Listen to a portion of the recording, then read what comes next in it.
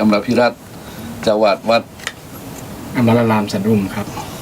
อมรารามสันอุ้มนะครับครับผมวันนี้มา2 ตนนะครับเนาะมา2 ตน2 องค์นะครับเป็นไงพ่อครับสบายดีเลยครับครับสบายดีครับท่านอาจารย์มาจากวัดอย่างเหรออมรารามเนาะครับอมรารามครับแปลว่าวัดเทวดาวัดเทวดาที่อยู่เทวดาครับครับผมที่อยู่ของเทวดานะครับเนาะครับผมแสดงว่าเป็นวัดที่จืดงามโอ้ยามหน้าเข้าพรรษาเนี่ยเทวดานักศรัทธาญาติโยมนุ่งสีขาวชุดขาวเนี่ยเทวดาครับไปวัดไปว่าเทวดางามมันมี2 งามนะงามอย่างครับงามนอกงามในนะแสดงว่าบ้านท่านนี้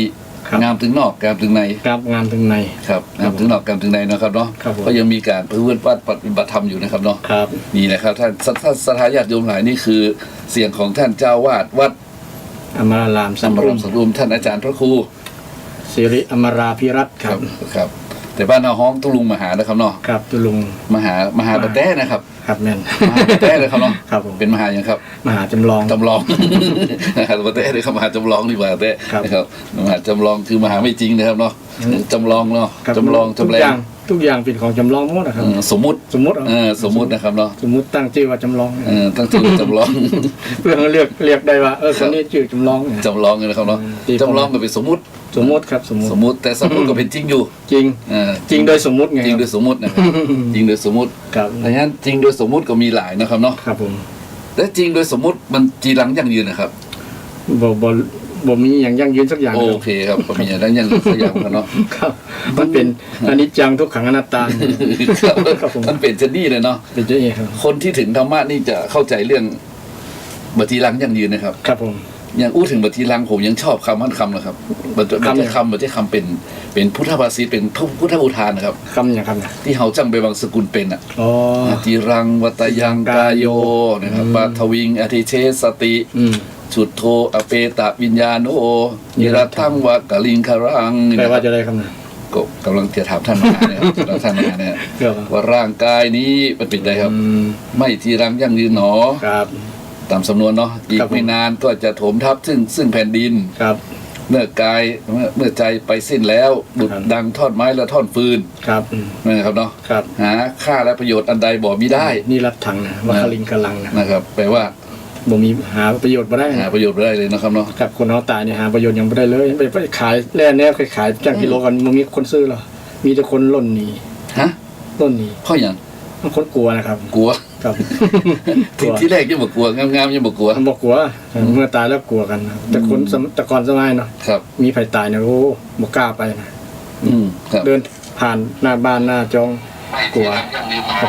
ครับอันนี้เป็นลักษณะของความบัติรังเนาะแล้วทำให้คนหันความจริงหันความจริงว่าทุกคนเดินมาสู่ความตายสุดท้ายแล้วตายไปแล้วก็บ่เหลืออย่างสักอย่างนอกจากเรือผมว่าเรือน้ำไว้เรือน้ำกับเรือรูปทิ้งไปเรือน้ำก็คือสมมุติว่าน้ำเท่ากับความดีอะไรกันเนาะครับผมเอาอันดีกว่านะน้ำคือมันรูปมันสัมผัสได้เนาะครับเนาะน้ำมันสัมผัสด้วยที่ไหนครับได้ที่ใจเข้าใจก็เป็นน้ำเป็นน้ำสัมผัสน้ำได้เหมือนกันครับเพราะฉะนั้นเขาจะสัมผัสด้วยใจว่าคนที่ตายไปนะทิ้งรูปไปแล้วเนี่ยน้ำคือความดีครับยังอยู่มันมีที่ตัวที่ว่าชื่อและโคตรยังอยู่มีเป็นภาษาบาลีเหมือนกันผมนึกออกตอนเนี้ยชีริตังนามะชีรตังโคตรตังเนี่ยอะไรก็รูปังชินาตินะครับได้ไหมครับรูปังชินาติมัจจานังนามะโคตังนาชีรตินั่นหมายครับเนาะว่าของเราแปลแล้วครับอย่างก็ขึ้นต้นเลยนะรูปังชินาติมัจจานังนามะโคตังนาชีรติอันรูปร่างกายย่อมชราชีรติว่าชราลงไปแก่ลงไปนะครับรูปังชินาติมัจจานังนามะโคตังเนี่ยนามะโคตังที่นารตินะครับเนาะโคเนี่ยชื่อและโคตรน้ำและโคตรยังอยู่โอ้เดี๋ยวนี้มันซึ้งใจเลยนะครับบางทีเราต้องแปลจ้าอู้จ้านะครับบางทีสัญญานี่เหมือนเมินกันลืมกันนี่แหละครับจะโละเลยนี่ต้องเสียเวลาขึ้นเสียเวลาขึ้นมันต้องใช้เวลาขึ้นต้องใช้สัญญาครับ ดึงความจำแต่ ก่อนๆอดีตเนาะดึงมา ครับ จงใจสติพอสมควร มันโดนทับลงไปเนาะ โดนทับลงไป ปัจจุบันมันทับอดีตไว้นะครับเนาะ ครับผม นี่เนี่ยภาษิตที่ว่านี่มันม่วนนะครับ ม่วนครับ รูปังชินาติเราเขียนไว้แล้วรูปังชินาติ มัจจานังเนี่ยนามาโคตตังนาชีรติ ครับ นะครับ ผม ถ้าคนเข้าใจบทนี้ซึ่งแปลว่าครับ ท่านเป็นปรริยนธรรม นามรูปเนี่ย ครับ ชีวิตเนี่ยย่อมสิ้นไป ร่า แต่ ง ทุกแต่นามโคตรนี่ยังอยู่ประมาณนั้นครับ ประมาณนั้นนะครับเนาะ ครับ ครับเพราะฉะนั้นอันเนี้ยญาติโยมหลายมัน ถ้าคนเราเข้าถึงตรงนี้ได้นี่ผมว่านะผมความเห็นผมนะ ครับ ถ้าเข้าถึงได้ว่าคนเฮาเป็นอนิจจังทุกขังอนัตตาเนาะครับเนาะ ครับ คนเฮารูปร่างกายในที่สุดก็ย่อมสลายตายจากไป ครับ จะทิ้งร่องรอยไว้ก็คือ ความดี ความดีหรือโคตร ชื่อเสียง ความดีทั้งหลายทั้งปวงอันนี้ถ้าคนเฮาถ้าตระหนักได้ด้วยนะครับเนาะ ระลึกตระหนัก ตระหนักได้สักน้อยหนึง ครับ ทุกคนก็อย่าหันหน้าเข้าหาศีลหาธรรมนะครับ แม่นครับแม่น เนาะ แม่น อืม ก็มันเป็นไปตามวัยบางเดือนวัยคนเนี่ยนะช่วงที่ ครับ ประมาณใกล้จะเกษียณแล้วเพิ่นเริ่มคิดแล้วเห็นเฮาเป็นไม้ใกล้ฝั่งแล้วนะอันอย่างเป็นสิ่งที่เป็นสาระชีวิตแท้ๆคือ ครับ นึกถึงธรรมะนะถึงพระรัตนตรัยเข้าวัดเข้าวาประมาณนั้น ครับ คือมันมองเพื่อนเขามองไทำลายเนาะ ครับผม มองไทำลายมองชีวิตข้างหลัง ครับผม มองข้างหลังก็มองข้างหน้าเลยใกล้ ครับ ใกล้จะเกษียณแล้วนะครับเนาะ ครับ ใกล้จะเกษียณแล้วว่าใกล้60แล้วโอ้กูทำงานตั้ง35 ปีนะครับเนาะ ครับ โอ้บริเวณนี้เหลือ2 ปีจะเกษียณเนี่ยนะครับเนาะ ครับผม เริ่มคิดแล้วครับ เริ่มแม่น เริ่มคิดอะมองไปข้างหน้าก็เริ่มเห็นปราสาทราชรถรอเลยนะถ้าเป็นจ้างคิดนะครับ เพราะธรรมะนี่ต้องจ้างคิดนะครับ แม่น วิตกวิจารณ์นี่ก็เป็นธรรมะอย่างหนึ่งหรอ ครับแม่น นะครับ แม่น วิตกกังวลว่าตายแล้วจะได้อะไรจะเหลืออะไรเนี่ยวิตกไปก่อนนะครับเนาะเนี่ยมันเป็นธรรมะมวลๆนะครับวันนี้สถาญาติโยมก็คงจะอยู่ที่บ้านยังมีความสุขเนาะครับไอ้สุขทุกข์แล้วมันก็น่าเป็นห่วงนะอาจารย์บางเนี่ย ครับ ในระยะนี้เป็นระยะที่ สถานการณ์โควิดเนี่ยนะไม่ใช่ ครับตึงโควิด ตึงเศรษฐกิจนะครับเนาะตึงภาวะสุขภาพจิตนะครับเนาะ มันสละอิดหมดนะครับ สละอิดหมดครับ ปัญหาเรื่องหลายๆอย่างมา ครับ คล้ายๆเป็นแพ็กเกจมาพร้อมๆกัน บางคนทำใจลำบากอยู่เวลาเจอกับสถานการณ์ ครับ มีความทุกข์นะครับ ซึ่งแค่ต้นปีเองอะครับ ครับผม เนาะต้นปีเองผมว่า ได้รับผลกระทบหมดตั้งตัวเจ้าก็ได้รับผลกระทบแม่กัน ครับ มันคือโยมเมื่อก็เกรงและก็หวันเนาะครับเนาะ ครับ หวันว่าใครไม่รู้อย่างครับเมื่อก็คุณไปไหนมาเนาะ ครับ แล้วคุณไม่แสดงอาการเนี่ยเพิ่นคิดวุ่นเนี่ยครับ ครับ เขาจะว่าเพิ่นก็บ่ได้อะครับเนาะเขาจะว่าเพิ่นก็บ่ได้เกิดถ้ามันเป็นขึ้นมาเนาะครับเนาะ ครับ เนี่ยมันจะลำบากกันไปทั่วท่วนนี่ก็เลยเกิดเป็นโรควิตกกังวลกันปัจจุบันเนี่ยดังนั้นผมก็เลยสามารถจะจัดงานปล่อยหลวงได้เติมเลยนะ มันอารมณ์ของคนเนี่ยที่ตามรักคำสอนเป็นว่ามีใหญ่ๆอยู่3อย่างนะครับ 1ครับ อารมณ์ไข้ อารมณ์ไข้ ใครคืออยากนั่นอยากนี่อยากเกินอยาก ไข้ ได้ ได้ไข้มีไข้เป็นไข้ไป ครับภาษาพระเป็นห้องว่ากามฉันท์ กามฉันทะ ครับ อารมณ์ใคร อารมณ์ไข้ ครับ ไข้ในกามเลยนะ ใครในกามคุณ รู รู ป ป เสี เสี ย ย ง งกินรสเนี่ยมัน ครับ จิตของคนยุ่งกับมูนี่ละนะบ่ไปไหนแล้วนะครับ ครับมันก็เลยทำให้ใครอยากจะได้สิ่งนั้นนะเมื่อว่าได้แล้วก็เป็นตุ๊กนะอยากจะได้มาอย่างเป็นต้น ถ้าได้มาแล้วก็ต้องรักษา ครับ ไข้จะขึ้นมาอยู่กับเฮาแหม ครับ อย่างคนพิษฝังก็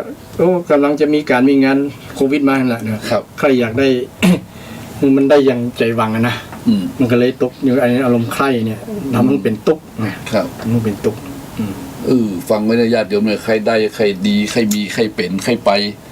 นะครับแล้วใครที่มันอยู่กับเฮามันเหมือน แม่นแสดงความเป็นเจ้าของอย่างยิ่งความอุปทานเนี่ยเนาะยึดติดเนี่ยว่าจะสิ่งนั้น โอ้ทำใจว่าได้เวลามันจากเขาไปแล้วก็ตามอย่างที่เขาคิดว่าเป็นเจ้าของมันนะมีเงินมีทองมีสามีภรรยาลูกเต้าอย่างต่างๆทรัพย์สินเงินทองต่างครับนะอยากจะอยู่กับเขาอยากจะอยู่กับมันเหมือนใจมันเหมือนเนี่ยบางครั้งมันมาเจอภาวะอย่างต่างๆนั้นจากที่เขาไปโดยเขาตั้งใจตั้งตัวประกันนี่ก็เป็นความทุกข์อะครับความทุกข์ที่นี่เกิดมาจากอารมณ์ใคร่นั่นแหละ อารมณ์ใคร่ วางไว้แล้วมีคนที่ไข้อีหรอ ไข้ รจะให้ความเป็นหนุ่มเป็นสาวอยู่กับข้าเจ้าเมิน อันนี้สำคัญพิษนะครับ อยากพิษแล้วนะ เหรอ มันพิษธรรมชาตินะครับ พิษธรรมชาติ มันเป็นปืนต่อกฎไตรลักษณ์นะครับนะมันมีเกิดมีเป็นอนิจจังทุกขังอนัตตาเนี่ยครับมันบังคับบ่ได้นะจะคือ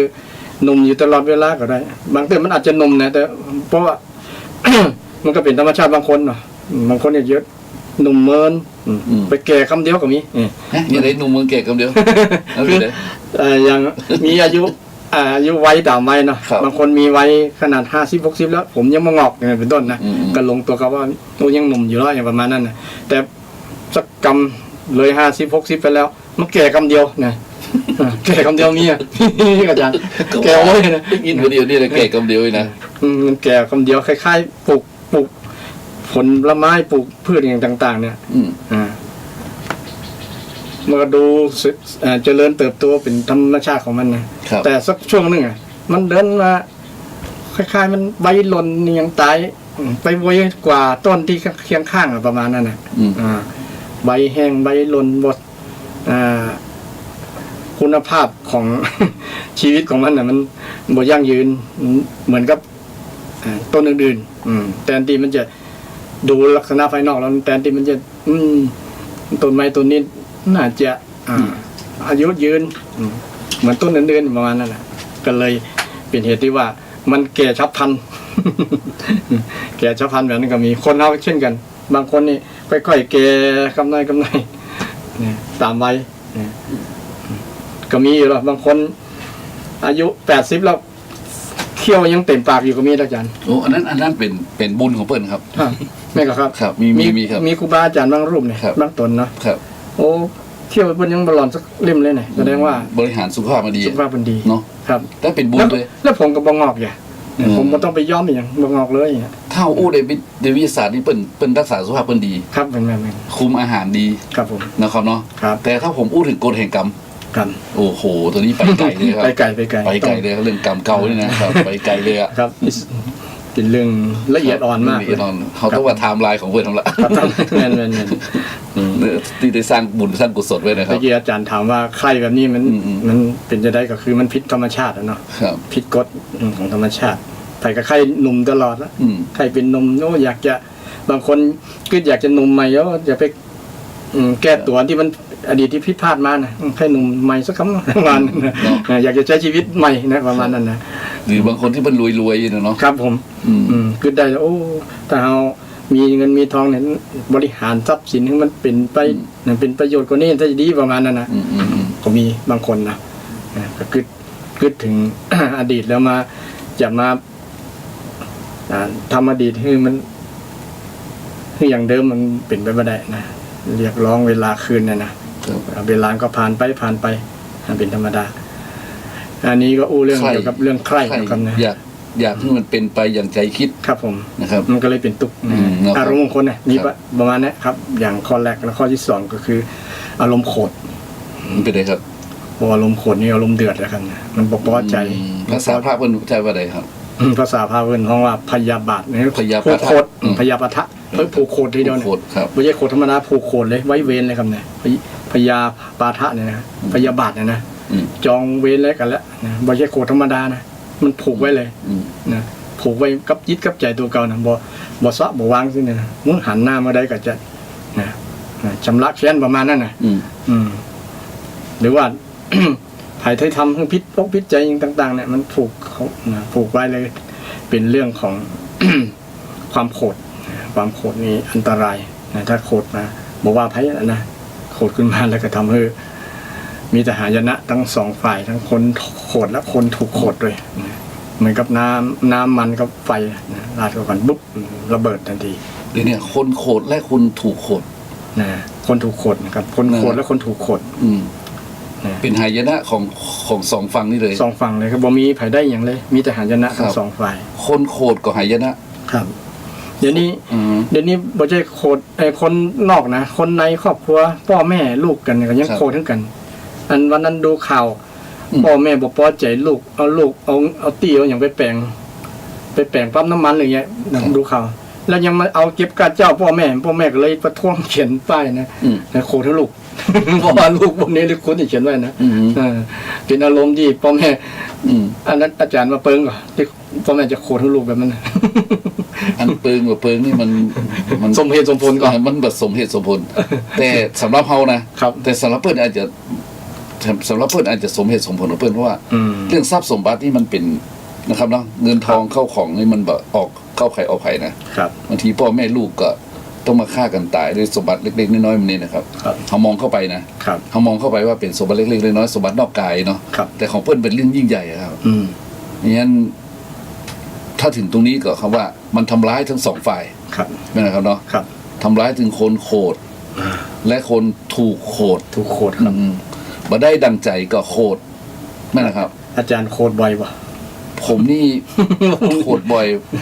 ตอนแรกๆเมื่อเขาเกิดใหม่ๆบ่อยขนาดบ่อยกันบ่โคดใครโคดพ่อโคดแม่นี่ครับตะกุยใจหรือว่าโคดเพื่อนโคดหมู่เพื่อนฝูงโคดนี่ไม่ได้ดังใจเนาะครับไม่ได้ดังใจนะครับ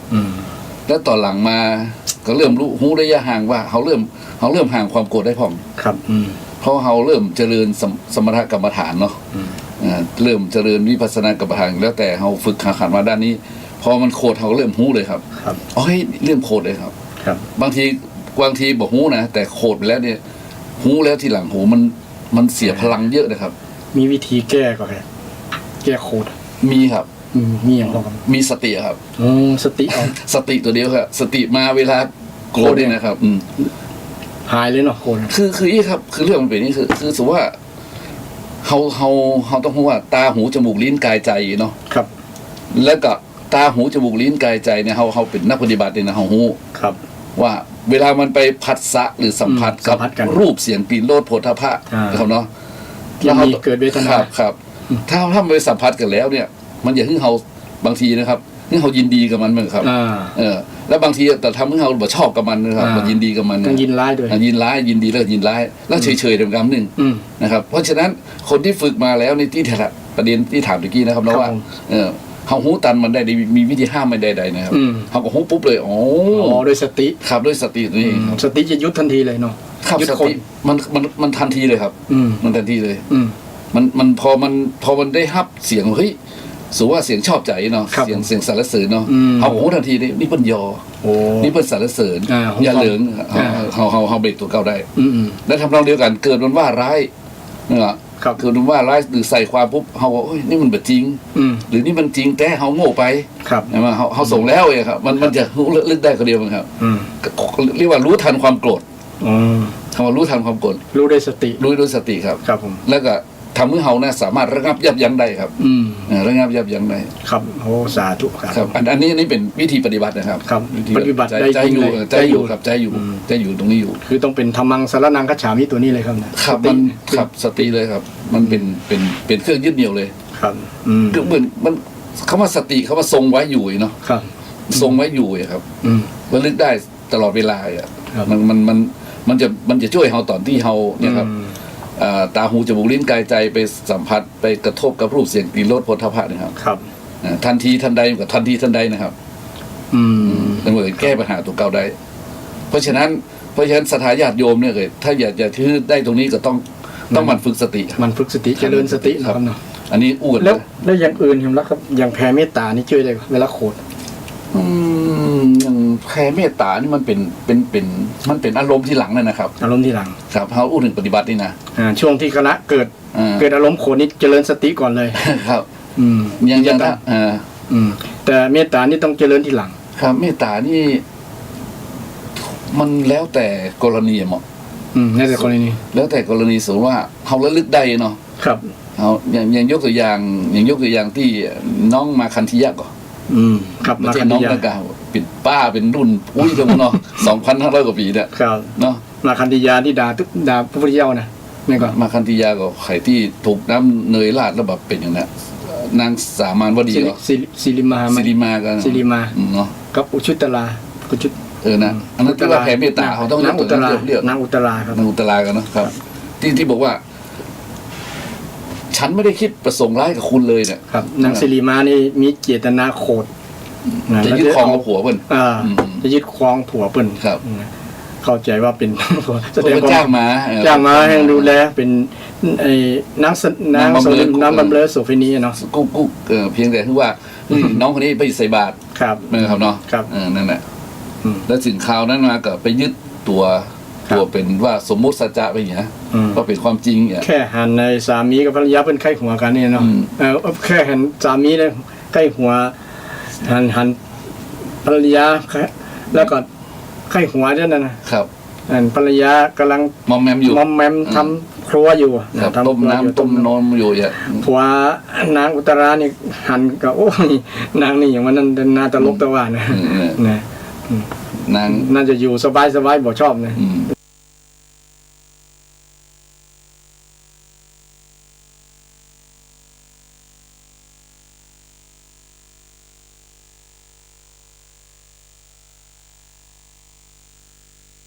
มาเจอไอ้คนที่ใจบ่ใจพูด บ่ใจพูดนางสีที่มาเนี่ยนะใจโหดเหี้ยมนะครับผัวบ่ใจพูดครับผัวบ่ใจพูดที่แรกนะบ่ใจพูดครับบ่ใจพูดฮะนะแล้วมาอยู่แล้วใครทำบุญนะครับพอทำบุญปุ๊บก็จะต้องขอโอกาสแล้วก็จ้างนางสิริมาเป็นตัวแทนครับผมเพื่อให้อยู่กับผัวด้วยใจกว้างกันเนาะครับผลที่สุดสิริมามันก็คิดจะครอบครองทั้งหมดเลยครับไข่เนี่ยความไข่ได้นี่แหละครับโคนนี่แหละเพราะฉะนั้นถึงเรื่องถึงมาถึงว่าเจริญเมตตาขณะนั้นได้ไหมไม่นะครับครับขณะที่โกรธได้ไหมผมว่าขณะที่โกรธเนี่ยมันเมตตายากนะครับต้องเจริญสติก่อนมันต้องมีสติก่อนนะครับต้องสิพอเย็นลงแล้วไม่ครับแผ่เมตตาขึ้นมันตามรักบางคนเป็นจานเนาะครับสติมาก่อนเพื่อนต้องสติมาก่อนโอ้คนนี้กำลังโกรธเราเนาะต้องแผ่เมตตาเนี่ยแผ่เมตตาก็ตัวมาหลังจากสติสติมาปัญญาเกิดได้นะครับผมพอปัญญาเกิดปุ๊บก็แผ่เมตตาได้ครับผมเพราะงั้นอย่าไปแผ่เมตตาทันทีจุโลกไปอย่าข้าวเลยเป็นสุขเธอได้ต้องตั้งสติก่อนนะครับเนี่ยครับว่าต้องตั้งสติก่อนตั้งสติก่อนมันสำคัญตรงนี้เพราะงั้นสตินี่จึงเป็นที่มาของหลายๆอย่างที่มันทำเกิดสันติสุขเป็นธรรมมีอุปการะมากโอ้ครับสติอะไรอย่างสัพพัญญะเนาะครับสัพพัญญะสองตัวนี้คู่กันเลยครับเพราะมันเป็นสิ่งที่มีบุญคุณต่อคนนะครับต่อบุคคลที่ใจสตินะครับเป็นตัวดับทุกข์ได้เนาะในมรรคมีองค์8ก็มีสตินะเนาะสัมมาสตินะครับวิธีเวลาทุกข์เกิดความโกรธนั้นมันเป็นทุกข์หรอไฟโกรธแล้วมีความสุขฟังบ่มีอาจารย์เนาะมีแต่ทุกข์ทั้งนั้นบอกว่าคนทุกข์แล้วถูกที่เคาะคู่อริกันเนาะคู่กรณีกันเนี่ยอย่างที่พระครูว่าอย่างเงี้ยครับผมมันทำร้ายถึงคนโกรธและคนถูกโกรธถูกโกรธนะครับพูดถึงสติแห่งกรรมเดี๋ยวนี้ก็คืออย่างยุคนี้นะครับเนาะยุคนี้ต้องยิ่งใจสตินะครับแม่นะครับยุคโควิดนี่นะเขาเดินทางไปไหนบ้างครับอย่างน้อยๆจะลืมแมสได้แหละครับสติมีอุปการะคุณมากแมสอย่างพระต้องอยู่ในย่ามครับแม่นแล้วคนขับรถจะต้องอยู่ในเกะนะครับอย่างน้อยๆต้องมีนะครับถ้าคนคิดว่าไปจำเป็นจะได้เขาไม่ได้เป็นจะได้ขนาดอันนั้นเปิดคิดเองจังหวัดเขาเมืองบ้านเขาบ่มีสักคนจะไปใส่เพื่ออย่างไงคิดถูกอ่ะคิดมันถูกแต่มันทำมาถูกเพราะว่ามันเป็นกฎระเบียบที่มันออกมามันเป็นการรักษาประมาทไปครับคือตอนแรกเขาต้องเคารพกฎระเบียบก่อนกฎระเบียบนะอันแรกนะครับเมื่อรัฐบาลโอเครัฐบาลนู่นก็ประกาศขึ้นมาก่อนทุกตอนนี้เขากำลังควบคุมโรคระบาดนะครับอันดับแรกที่สุดคือเขาใส่แมสก่อนออกบ้าน 100%เนี่ยต้องเคารพกฎก่อนครับนี่คนอริยชนนะครับอริยชนอย่าคิดว่าเขาบอกเป็นคนนึงบอกเป็นมันก็มันต้องเคารพกฎหมายเคารพกฎเนี่ยกติกาเนาะกติกานี่ก่อนนะครับเพราะฉะนั้นต้องมีสตินะครับครับผมสติตรงนี้ใจเลยครับดีมากเลยครับนะครับแล้วทีนี้คำว่าตอนนี้เราต้องใช้สติเขาไปห้ามนี้ต้องใช้แมสมั้งครับเนาะครับทีนี้เขาไปเยี่ยมโยมเยี่ยมคนไข้ครับเขาต้องมีสตินะครับตามโรงพยาบาลต่างๆนะขึ้นลิฟต์ขึ้นบันไดเลื่อนต้องมีสติครับอาจารย์อย่าไปเกาะแล้วอย่ามือหูดไปตามนั้นนะต้องนึกไปตลอดว่าอันนี้มันจะเป็นในพาหนะที่จะนำเชื้อนำยังเนี่ยเนาะนะครับต้องหูตัวตลอดต้องมีสตินะครับมีสติตลอดครับเป็นที่ล้างมือก็ต้องล้างมือนะครับนั่นนะครับครับผมเนี่ยนี่คือสติยุคนี้ต้องใช้สตินะครับนอกจากโรคภัยไข้เจ็บแล้วก็ยังมีพวกเศรษฐกิจแถบอาจารย์จริงยิงยุคไหนก็ต้องใช้สติหมดแล้วล่ะแต่ยุคนี้ต้องเข้มเนาะเข้มข้นมากๆเลยเข้มเนาะสตินี่ตั้งแต่โบราณมาแล้วครับตั้งแต่โบราณมาแล้วครับผมนั่นแหละ มันคือของดีของมีอยู่อะครับ ครับ เนาะ ครับ งั้นเขาพูดถึงสติและลึกได้เนี่ยมันครอบคลุมทั้งปัจจุบันและอนาคตนะครับ เนี่ยครับ สตินี่นะครับ ละอ่อนมีสติผู้ใหญ่มีสตินะครับทุกคนมีสตินี่นะต่างคนก็ตั้งสตินะครับ ครับผม และลึกได้อะถ้าเอาอู้ถึงธรรมะเข้าไปแต่กี้เขาบอกว่าคนเราอยู่ตกอยู่ในความใคร่3 อย่าง ครับ 3 อย่างเนาะใคร่ในกามฉันทะ ครับ แล้วก็คือมีอารมณ์ของคนมี4 อย่างใหญ่ๆผมว่า 4 อย่าง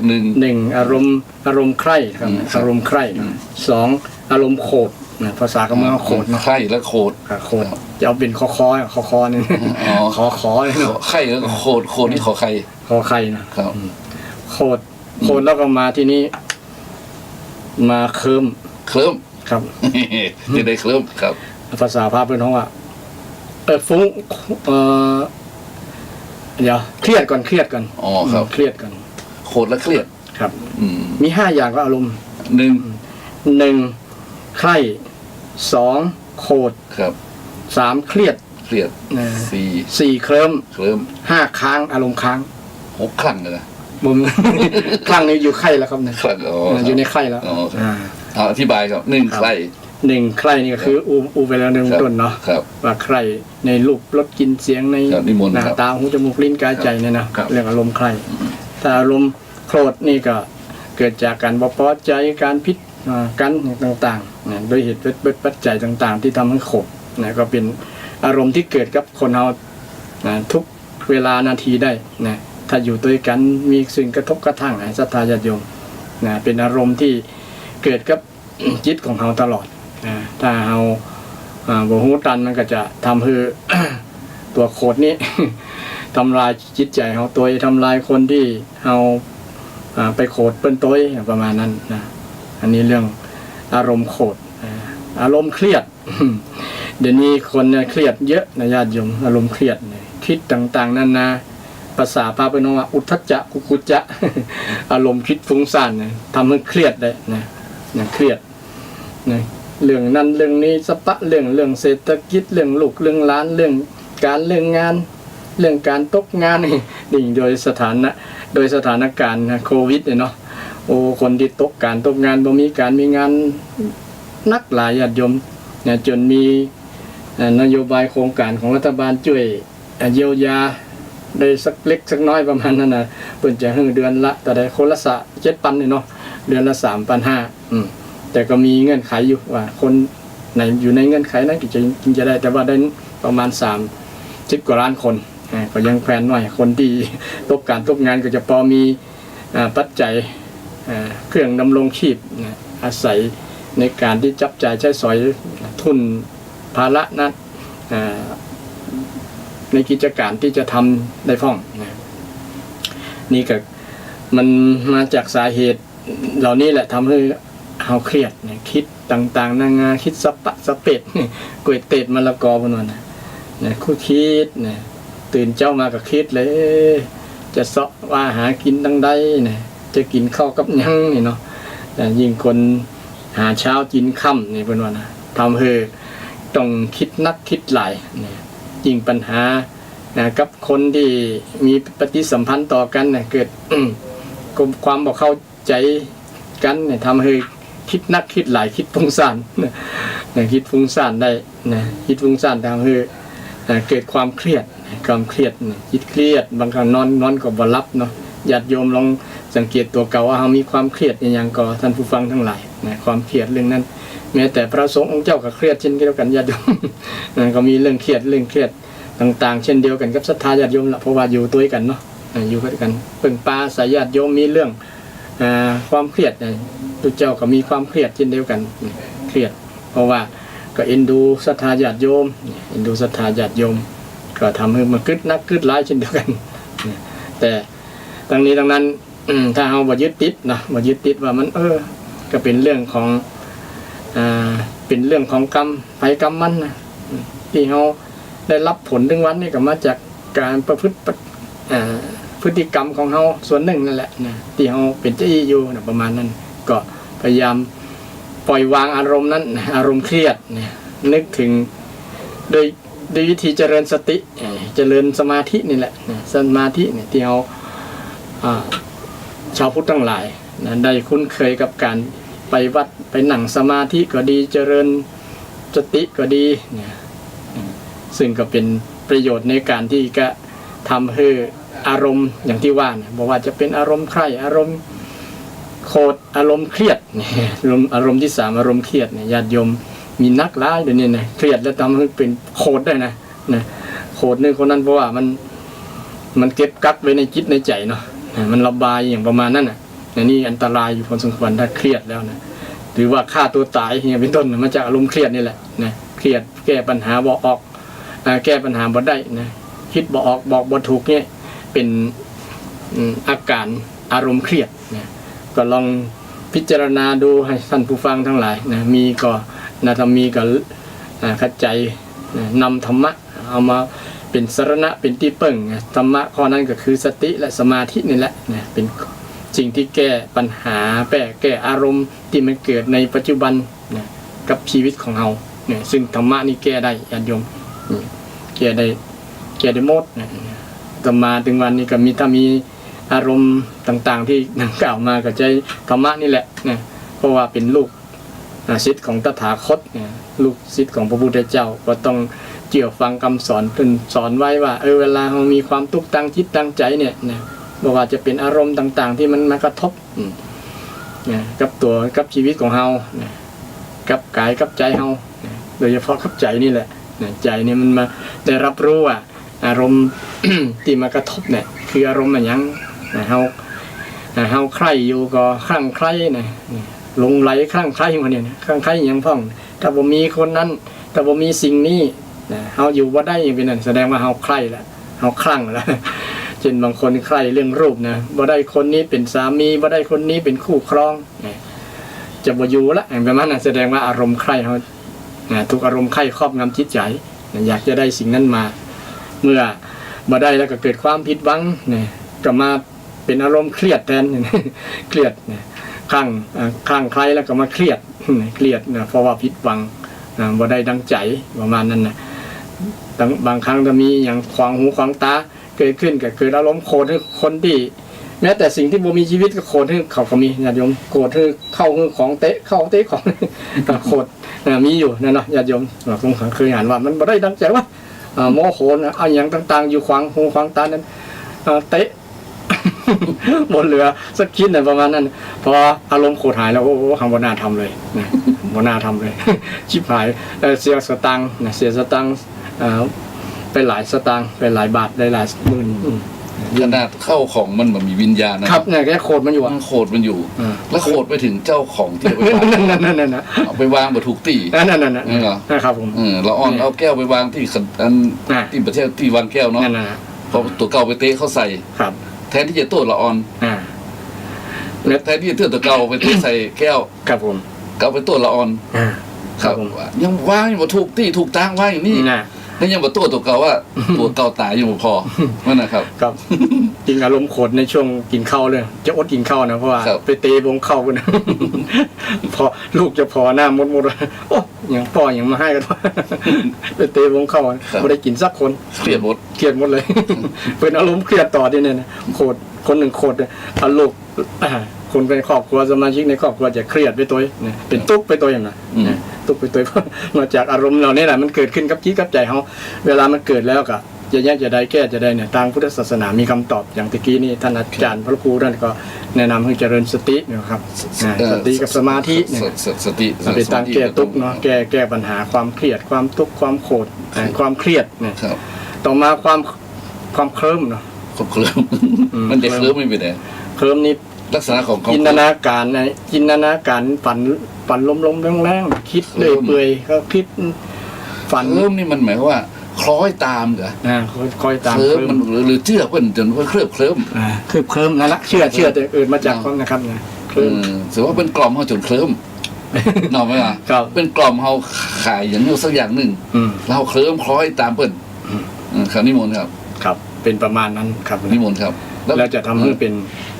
เป็นผลเสียต่อถ้ามีอารมณ์เนี่ยเป็นผลเสียต่อจิตใจเป็นผลเสียต่อการดำเนินชีวิตเนี่ย ครับ บางครั้งก็เป็นโรคจิตโรคอย่างไปประมาณนั้นนะคิด เป็นโรคจิตได้เหรอ ได้ครับนะเพราะว่ามันจะไปตัวอารมณ์นั่นนะ อืม คือคนทุกคนน่ะถ้าอู้ตามจริงแล้วก็คือมีสุขภาพจิตที่มีอารมณ์อย่างนี้มากระทบกันทุกคนนั่นแหละนะ เป็นธรรมดาเป็นธรรมดา ครับทีนี้เขาจะรู้ตันอารมณ์ที่มากระทบจิตก่อนที่มาเกิดกับจิตเขาเนาะรู้ว่าอารมณ์ใคร่อารมณ์โกรธอารมณ์เครียด อารมณ์เคลิ้มเนี่ยแล้วก็สุดท้ายอารมณ์ค้าง เดี๋ยวอารมณ์เคลิ้มเนี่ยอาจารย์ คำว่าเคลิ้มนี่นะมันคล้ายๆกับว่าคนหูเบานั่นตัวครับมันก็ เหมือนอย่างเพื่อนพอโฆษณาสินค้าเอาสักอย่างหนึ่งใช่ก็เชื่อก็อยากจะได้ที่เนี่ยบิ๊กไปหาอารมณ์ใครแต่นะอยากได้ละนะพอเคลิ้มก่อนเนาะเคลิ้มคล้อยตามละครับผมชื่อโฆษณาชวนเชื่อเนี่ยเคลิ้มโอ้ดีเลยใครได้ละอย่างนี้เมื่อใครได้แล้วเป็นอารมณ์ใครละใครได้ใครอยากจะมาอยากจะได้อย่างนี้เพราะฉะนั้นญาติโยมทั้งหลายต้องระวังอย่าไปเคลิ้มนะครับอย่าไปเคลิ้มคล้อยอย่าไปเคลิ้มคล้อยตุยคารมคมคนหวานครับผมนะครับหรือจะไปเคลิ้มคล้อยตามสังคมที่มันเป็นวัตถุนิยมครับแม่ครับเพราะว่าตัวนี้เขาเคลิ้มเป็นวัตถุนิยมอะครับแม่นมันเอาอู้ถึงหลักการนะครับใช่ตกอยู่ในเป็นธาตุของวัตถุนิยมวัตถุนิยมมากกว่ามันเคลิ้มไปเหมือนมันสัมผัสได้นี่ครับครับแม่นสัมผัสได้นี่วัตถุนิยมอะเนาะคนก็เลยนิยมวัตถุมันอำนวยความสะดวกแม่นครับนั่นนะครับมันอำนวยความสุขสนุกสนานแล้วก็เลยเคลิ้มคิดว่ามันเป็นความจริงเนี่ยครับครับผมเนาะครับก็เลยกลายเป็นตกอยู่ใต้อำนาจของเนี่ยความเคลิ้มนั้นไปครับผมเป็นอย่าว่าในการมาฉันท่าก็ได้นะครับเนาะรูปเสียงกลิ่นรสโผฏฐัพพะธรรมารมณ์ครับผมเพราะฉะนั้นต้องระวังอย่างไรครับตอนนี้ระวังอารมณ์ต้องมีปัญญาอะไรต้องมีปัญญาครับต้องแยกได้วิเคราะห์ได้ครับผมว่าอันนี้มันเป็นสาระเป็นประโยชน์จำเป็นต่อการดำเนินชีวิตเท่าก่อนประมาณใจประโยชน์ต้องดูที่สาระประโยชน์ของมันต้องควบคุมความอยากครับควบคุมเคลิ้มตัวอย่างเอาหันสิ่งของรูปนะหันรูปอันนั้นหันเสื้อผ้าว่าเสื้อผ้ามันเป็นแบรนด์เนมต่างๆไปติดแบรนด์เนมไปเคลิ้มกับความงามของผ้าเนี่ยอันนี้อารมณ์เคลิ้มแหละอยากได้ใครได้แล้วก็ไปเป็นใครได้ก็เป็นอารมณ์ใครแล้วทีนี้นะอยากได้แต่ทีนี้มันมีขั้นอย่างว่ามันก็ต้องเหมาะสมกับฐานะนะครับ อย่างเช่นคนรวยเนี่ยนะครับเนาะจะมาปฏิบัติตัวอย่างคนตุ๊กกับใจอันนี้เป็นเรื่องของสันโดษแล้วครับคือยินดีในสิ่งที่ตนมียินดีในสิ่งที่ตนตนได้แล้วยินดีในสารูปก็คือสถาเหมาะสมแก่สถานะของตัวคนนั้นบุคคลนั้นเช่นคนรวยกับทำสมตามฐานะคนรวยคนจนก็ตามคนจนประมาณนั้นนะครับต้องหู้ตัวเก่าไม่ใช่ว่าเป็นคนจนแล้วหันเปิ้ลขี่รถเบนซ์มีบ้านหลังราคา10 ล้านเริ่มมันก็เป็นตุ๊กตัวเก่าเพราะว่าเป็นตัวมันบ่มีศักยภาพนะบ่มีอะไรอย่าง power ในที่จะบ่มีต้นทุนเหมือนเปิ้ลบ่มีซับพอนะจะเป็นดำเนินชีวิตแบบนั้นก็เป็นตุ๊กกับตัวเก่านะยิ่งเดี๋ยวนี้มีนักหรอหันเปิ้ลมีบ้านหลังไงกับแปลงบ้านแข่งกันซื้อรถแข่งกันก็มีหรอยังกูจะเล่าขวัญของมันต้องมีสักคู่ที่ดีกว่าอยากจะมีกุฏิเนาะกุฏิครับกุฏิมีประมาณนั้นน่ะเพราะความเคลิ้มนั่นแหละความเคลิ้มเขาไม่ได้เล่าขวัญไปทุกความเคลิ้มนั่นแหละครับผมมันเกิดขึ้นกับทุกคนแล้วนะหมู่บ้านพระสงฆ์เจ้าก็มีเหมือนกันแต่เคลิ้มนะเคลิ้มไปกรรมลงไปกรรมเนาะลงไปกรรมครับผมเผื่อหูคิงกับโหน้ำปิงก็แห้งนะครับผมนอนตาญาติโยมฟังแล้วแย้งได้นะว่ามันแม่นแต่เกี่ยวกับเรื่องอารมณ์กับมากระทบจิตใจเกิดขึ้นกับจิตใจของเราเนี่ยมี 4-5 อย่างนี่แหละโยม5 อย่างอย่างสุดท้ายอย่างที่ 5นี้อารมณ์ค้างอารมณ์ค้างนี้คือ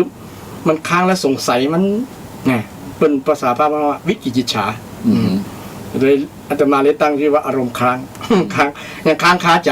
มันค้างคาใจมันบ่แล้วใจมันยังติดอย่างเขา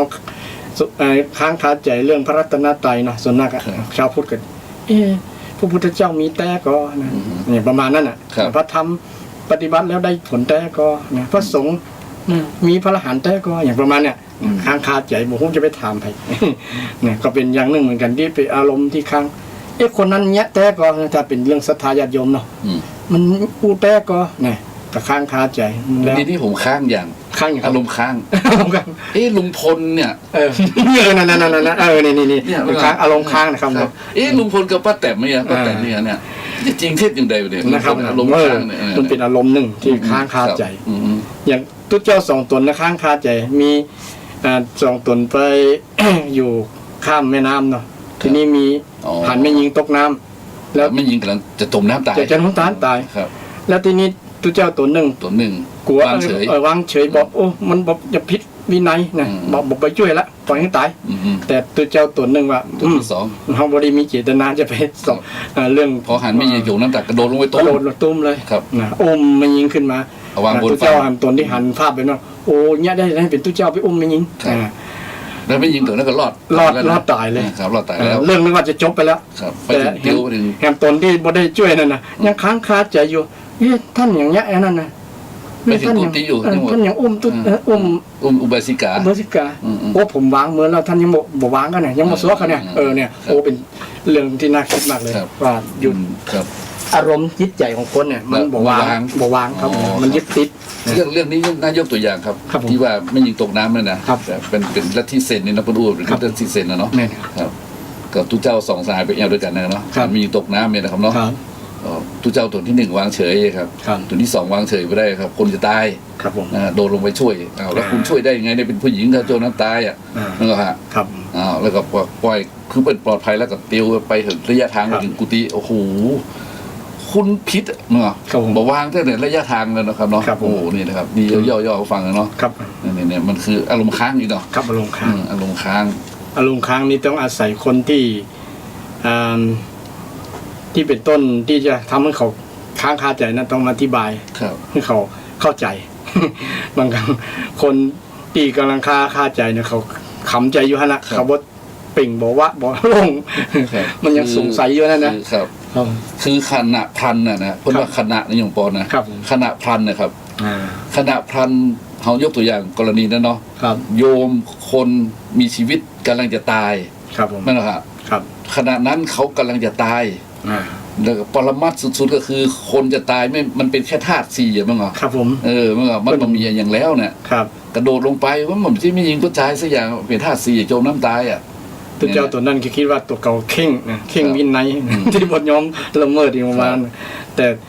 วินัยบางอย่างมันอยู่ที่สัญเจตนิกาคืออยู่เจตนาครับเจตนาตัวแต่ผมมีเจตนาบ่ได้เป็นอาบัติบางบัติบางอย่างนะว่าอยู่ที่เจตนาตัวคือมันเห็นทำต่างกันนั่นเองครับแม่นเห็นทำต่างกันนะครับเราติดในสมมุติด้วยคนนั้นเพราะฉะนั้นคนที่ติดสมมุติก็อย่าค้างอยู่ตลอดเวลาครับผมเขาดึงค้างนะอารมณ์ค้างนะว่าคนที่สมมุติมันอย่าค้างอยู่เท่าไหร่ค้างคาใจอยู่เท่านั้นแต่คนที่เพิ่งเข้าสู่ปรมัตถะได้แล้วก็เป็นบ่ค้างคาใจแล้วบ่สงสัยนะครับมันเป็นจะอั้นนะครับมีเหตุมีปัจจัยประมาณนั้นเข้าใจในชีวิตคนที่เข้าใจในชีวิตเนี่ยเข้าใจในธรรมะเนี่ยจะบ่ค้างคาใจนะจะมักนักแน่นในความเชื่อมั่นในการกระทำของตัวเองนะครับว่าเข้าใจในเจตนาหังกรรมังพิฆเวครับคุณเจ้าว่านะครับแปลว่าเรากล่าวว่าเจตนาเรากล่าวว่าเจตนาเป็นกรรมคือการกระทำนะครับเนาะเพราะฉะนั้นเนี่ยสถานญาติโยมเนี่ยมันมีคุณูปการนะครับเนาะต่อคนมากมายเพราะฉะนั้นไผ่ที่อารมณ์ค้างอยู่ก็นะอารมณ์ค้างอยู่ก็ต้องแก้อารมณ์ค้างนั้นด้วยมันฟังเทศฟังธรรมนี่แหละบางอย่างนี่โดยเฉพาะธรรมะบางอย่างนี่เขาก็ยังค้างคาใจอยู่นะมันคืออะไรอย่างต่างๆเนาะมันเข้าใจแล้วง่ายๆเนาะต้องทำความเข้าใจกับธรรมะนะข้อที่จะเป็นสิ่งที่จะนำสู่การเข้าใจประพฤตินำไปประพฤติปฏิบัติถูกต้องบางคนก็ยังค้างอยู่ว่ากรรมมีจริงหรือเปล่านั่นนะครับมีแท้ก่อฮะแล้วท่านพระครูคิดว่ากรรมมีแท้ก่อจะมีแท้ครับกรรมคือการกระทำการกระทำนี้มี3ทาง1ทางกาย2ทางกรรมอูทางวาจา3ทางมโนคือจิตใจละอันใดทำก่อนจ จิตใจนี่ทำก่อนครับเพราะว่ามโนพุพังเข้ามาทำก่อนที่บริอู้มาเถอะบริทำเถอะ แม่นทำก่อนเลยละนะคือการกระทำมันต้องมาจากจิตใจก่อนนะเช่นจะอู้เนี่ยมันต้องคิดก่อนหรอไม่ใช่ว่าอู้โดยที่บอกคิดคนโอ้ที่นั่นก็คือมีคิดอยู่แต่คิดอู้ตามคิดนั่นนะอู้ไปตายตัวอารมณ์มโนกรรมนี่นะครับเพราะว่าม โนกรรมนี่มาก่อนจิตมันละเอียดเนาะมันสั่งมันคนโอ้คนกระทำเนี่ยมันเร็วมากเร็วที่ครับจับบทตันเลยว่าความคิดของจิตใจเนี่ยนะจิตใจมันคิดมันสั่งมันบัญชาเนี่ยเนาะคือทำตามนั่นแหละบางครั้งของบทตันจิตเนี่ยนะบทตันจิตสติมันอ่อนครับแม่นสติบักแข็งแรงครับผมก็เลย ต้องดูที่ความละเอียดของจิตใจตะกี้เขาพูดถึงการกระทำ3อย่างมั้งครับผมครับ1มโนกรรม1กายกรรม1กายกรรม2วจีกรรม3มโนกรรมแต่มโนกรรมมักจะเป็นประธานครับมโนปุพังขมาธรรมามโนเศรษฐามโนญาเนี่ยแปลว่าทำมีใจเป็นประธานใจเป็นใหญ่ใจเป็นประธานเกิดก่อนนะคือมโนปุพะแปลว่าเกิดก่อนมโนปุพังขมาธรรมาทำมีใจเป็นแดนเกิดก่อนมโนปุพังมโนคือใจปุพะแปลว่าก่อนเริ่มต้นที่ใจจะอู้ก็ตามจะ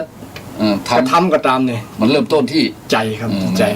บุพะนี่มันเริ่มต้นพาสติวากโรติวาในเพื่อนว่าพาสติวากโรติวาจะทำก็ตามจะอู้ก็ตามเนี่ยมาจากใจนี่ครับเนี่ยมโนบุพะนั่นนะเป็นต้นเลยเป็นเบื้องต้นเลยนะสำเร็จแล้วด้วยใจเนี่ยมโนเศรษฐามโนมยาเนี่ยสำเร็จแล้วด้วยใจมีใจประเสริฐสุดนะมโนเศรษฐานะประเสริฐที่ใจนี่แหละยังประเสริฐเท่าใจมโนเศรษฐามโนมยาสำเร็จแล้วมาจากใจนะกรรมนั้นสำเร็จแล้วคิดแล้วก็สำเร็จแล้วนะคิดถ้าไม่ได้ทำหมดเป็นอย่างเดียวสำเร็จแล้วกำหนดเป็นยับเลยนะคิดจะรักอ่ะคิดจะรักกำหนดเป็นยับนะถ้ามีกฎหมายบอกว่าใครคิดอันนั้นนี่นะโอ้ติดข้อกันหมดนะครับนะแต่ว่าไม่ได้ทำด้วยหรอกคิดจะรักมาได้อย่างเดียวที่นี่ฝ่ายจะเป็นตำรวจดูใจคนนะเนาะต้องมีพระอรหันต์ตรวจใจว่าคนนั้นคิดบทดีแล้วนะติดผิดกฎหมายนะคิดบทดีมันบาหาน้องเป็นนามธรรมเขาบอกแต่เขาเอาความผิดแค่วจีกับกายนะครับแต่ไปด่าคนอื่นเนี่ยอาจจะดูหมิ่นเหยียดยามเนาะใส่ความร้ายครับเนี่ยโทษผิดกันทางวาจาแต่ถ้าคิดร้ายนี่บัจับกันนะบัจับครับแต่ต้องทำร้ายก่อนต้องทำร้ายก่อนในติดตัวสำคัญนะที่คิดร้ายมันทำให้วาจาก็ดีร้ายไปเลยการกระทำก็ร้ายมันมาจากใจเท่านั้นแหละใจทั้งนั้นครับผมเพราะฉะนั้นพุทธศาสนาหรือว่าก็เลยคือสอนที่ใจครับสอนที่ใจสอนให้ควบคุมใจครับผมยังชอบพระองค์หนึ่งนะครับในพุทธกาลครับผมพระที่แกชื่อจำชื่อไม่ได้นึกถึงตัวนี้นะเนี่ยผมจำชื่อคนเรื่องราวประมาณว่าแกมีศรัทธาออกบวชมากเลยครับออกบวชออกอย่างมากเลยจนออกได้นะแล้วผลที่สุดมาก็มาบวชได้จริงๆครับครับแต่แรกนี่โหชื่นชมสมนัตปีติตัวเบาครับพออยู่เมืองไป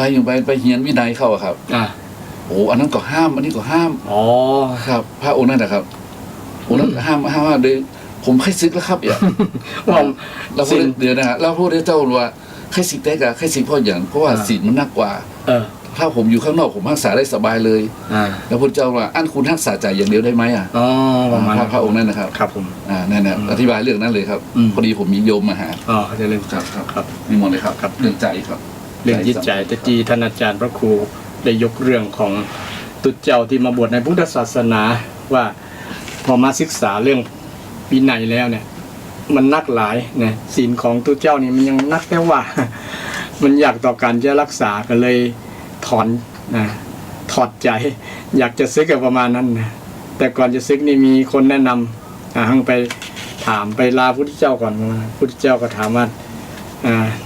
ศีลหลายๆข้อนะบ่ต้องฮักแล้วถ้าเธอรับปากว่าจะฮักข้อเดียวเนี่ยเธอจะรับได้ก่อโอ้ถ้ามีข้อเดียวก็ได้กันพุทธเจ้าก็บอกว่าอันเธอรักษาจิตอย่างเดียวนะรักษาใจเนี่ยถ้าใจมันดีแล้วนะการกระทำกรรมอู้มันก็ดีไปตัวนี่เป็นเรื่องจิตใจนี่มันเป็นว่ามีลักษณะมีอาการของจิตใจนี่ นายเคยนำมาอู้กับศรัทธาท่านผู้ฟังทั้งหลายบ่อยว่าจิตนี้มีลักษณะมีอาการหนึ่งมันดิ้น มันรักษายากมันดิ้นรนดิ้นไปนั่นดิ้นไปนี่อย่างป่ามันดิ้นที่มีน้ำขอดน้ำมันจะแห้งแล้วเนาะมันจะดิ้นไปอยู่ที่หนองอื่นนี่ลักษณะนั้นดิ้นไปหาที่อยู่สบายสบายจิตใจของเราเช่นกันอยากจะอยู่ที่สบายสบายบ้านอยู่สบายที่ไหนก็ไปประมาณนั้นมาจากใจคนทั้งนั้นแหละเนี่ยถ้าอยู่สบายแล้วมันก็ดีแล้วเนาะ มันมีที่อยู่ใจก็อยากลักษณะนั้นมันดิ้นไปหาที่สบายสบายจิตของคนเราเป็นญาณโมดญาณโยมอยากจะมีความสุขก็แล้วนะจิตอยากจะอยู่ที่สบายสบายสบายก็คือสุขนั่นแหละนะเป็นดินบางครั้งดินไปคิดว่าตอนนั้นมันสบายแต่ไม่ใช่สบายสักคำเป็นทุกข์ก็มีเนี่ยดินบ่ถูกลักบ่ถูกตีบ่ถูกตีไปบ่ถูกตีเอาใจไว้บ่ถูกตีดินไปมันก็ทำให้เป็นปัญหาชีวิตในการดำเนินชีวิตเนี่ยเพราะใจมันดินใจมันแกว่งเนี่ยแกว่งเหมือนลิงเนี่ยมันลิงขึ้นต้นอยู่ต้นไม้มันบ่นิ่มเนาะมันแกว่งไปแกว่งมาเหมือนลูกตุ้มนาฬิกานั่นเนาะแกว่งเนี่ยใจคนเราก็แกว่งเหมือนกันอย่างสังเกตง่ายเวลานั่งสมาธิญาติโยมมันบ่นิ่มบ่นิ่งนะครูบาอาจารย์นะเอ้าพุทโธพุทโธเด้อเนี่ยนั่งสักกรรมหายแล้วพุทโธหายไปไหนกับบ่ฮู้ยุบหนอพองหนอกับยุบหนอพองหนอหายเนี่ยจิตมันลักษณะนั้นมีลักษณะที่มันบ่นิ่มบ่นิ่งเนี่ยมันไปเรื่อยของมันเนี่ยไปเรื่อย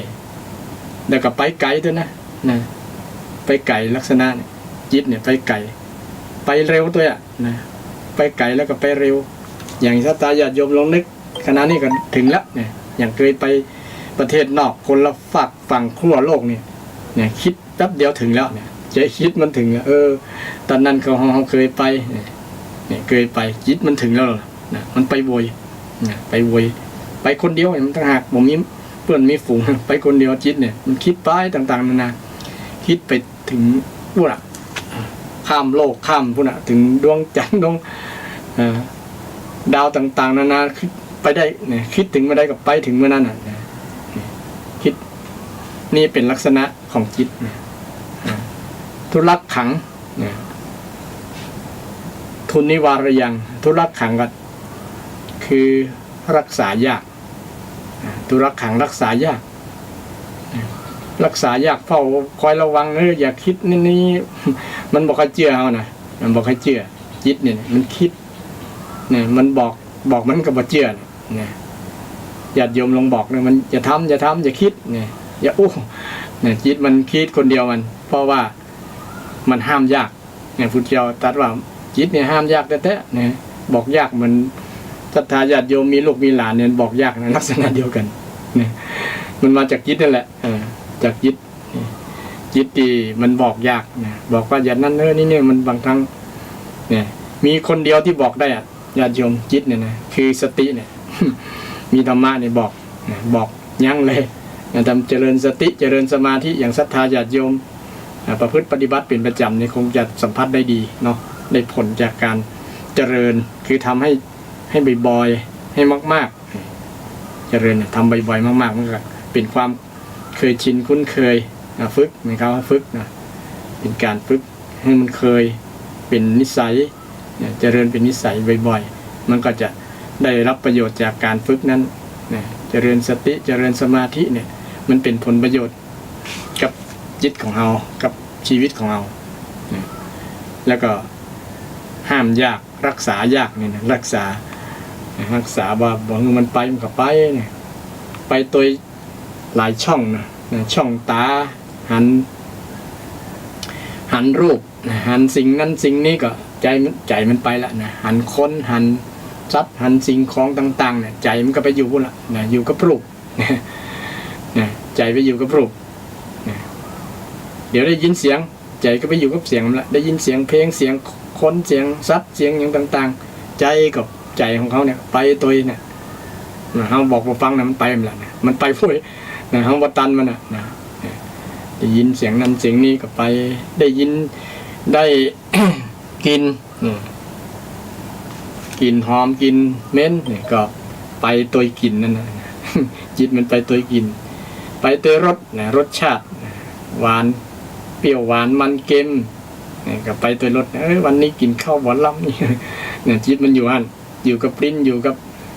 รสชาติของอาหารนะก็เกิดอารมณ์ขึ้นอย่างที่ว่าเบื้องก่อนนะอารมณ์ใคร่อารมณ์นะเมื่อแม่บ้านแปลงกับข้าวหวานล้ำก็จะโคตรเนี่ยอารมณ์โคตรเกิดขึ้นละนะ เพราะมาจากจิตเนี่ยจิตที่มันมีอารมณ์ว่าพอใจโคตรนี่เป็นต้นเนาะเอาระมัดระวังยากเนี่ยยากแต่สิ่งหนึ่งที่มันกลัวก็คือสติเนี่ยกลัวจิตที่โหดจิตที่เครียดที่อย่างต่างๆเนี่ยที่มันเป็นอารมณ์ที่จะทำให้จิตเศร้าหมองจิตบ่มีคุณภาพจิตสูญเสียพลังมาจากนี่แหละภาษาพระพุทธว่านิวรณ์ห้าอาตมาก็อธิบายแบบภาษาชาวบ้านมันจะได้เข้าใจง่ายเนาะถ้าว่ากามฉันทะพยาบาท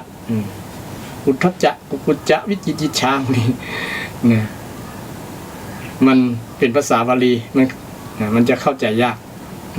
เข้าใจยากศรัทธาบางผู้บางท่านอาจจะฟังใหม่หรือว่า บ่คุ้นเคยต่อภาษาบาลีก็จะเป็นอุปสรรคปัญหาในการเข้าใจเนาะการเข้าใจก็เลยอธิบายแบบแบบภาษาชาวบ้านเนี่ยว่าอารมณ์ของคนเฮาเนี่ยมีลักษณะนี้เนอะมีลักษณะนี้เราจะแก้ไขจะได้เมื่ออารมณ์เกิดขึ้นกับจิตใจของเราเนี่ยอารมณ์โคตรอารมณ์ไข้อย่างเป็นต้นเนาะอารมณ์ไข้นี่แก้ด้วยสติปัญญาแก้ด้วยปัญญาญาณต้องรู้ว่าอันนี้มัน ความจริงแต่มันคืออย่างเนี่ยความจริงเรื่องต่างๆที่มันเกิดขึ้นมันเป็นประโยชน์มันเป็นบาปเป็นบุญเป็นคุณเป็นโทษเนี่ยต้องพิจารณาโยนิโสมนสิกาทำให้เกิดสติปัญญาทำให้เกิดความเข้าใจที่ถูกต้องตัวเป็นสัมมาทิฏฐิสัมมาทิฏฐิคือความเข้าใจความเห็นที่ถูกต้องเนี่ยมันเป็นข้อปฏิบัติข้อแรกเลยทีเดียวในการที่จะใช้ชีวิตของคนเราการเข้าใจที่ถูกต้องเข้าใจชีวิตเข้าใจทุกสรรพสิ่งต่างๆมันก็จะนำมาสู่การปฏิบัติที่พ้นจากปัญหาต่างๆที่จะเกิดขึ้นฉะนั้นศรัทธาญาติโยมลองพิจารณาดูว่าเกี่ยวกับเรื่องจิตใจของเราเนี่ยมันละเอียดอ่อนมันเป็นนามธรรมเนาะมันบ่มีตนเนื้อหันเป็นเหมือนรูปธรรมเนี่ยตัวตนมันใหญ่มันอะไรกว้างวายาวศอกกว้างศอกยาววาหนาคืบมันบ่ใช่เหมือนร่างกายเนาะแต่มันมีพลังมีอานุภาพที่จะบังคับบัญชากรรมอู้ก็ดีการกระทำก็ดีเนี่ยทำให้ไปตัวบังคับบัญชาของจิตใจเพราะว่าพาสติวากโรติวาจะทำจะพูดก็ตามเนี่ยมาจากจิตจิตเป็นผู้บัญชาการโดยเฉพาะถ้ามันบัญชาการดีกันในส่วนที่เป็นกุศลเนาะถ้าทำสิ่งที่เป็นกุศลก็เป็นผลประโยชน์บ่มีโทษกับไผมีแต่ประโยชน์กับตัวตนเฮาตัวประโยชน์กับคนอยู่รอบข้างแต่กรณีที่มันมีอารมณ์อย่างที่ว่าอารมณ์โกรธอารมณ์เกลียดอารมณ์ชิงชังอารมณ์ใคร่อย่างต่างๆเนี่ยอารมณ์สงสัยอารมณ์เคลิ้มที่อาตมาได้ตั้งได้แปลจากภาษาบาลีมาเป็นภาษาเข้าใจง่ายเนาะอารมณ์เหล่านี้นะมันเป็นตัวทำลายจิตใจบ่ทำให้จิตใจสงบเป็นว่าคนจะปฏิบัติสมาธิทำให้จิตตั้งมั่นเนี่ยมันต้องปราบอารมณ์เหล่านี้ก่อนคนที่จะไปนั่งสมาธิได้เมินๆเนี่ยต้องถามตัวเก่าว่ามีอารมณ์ใคร่อยู่ในจิตใจก็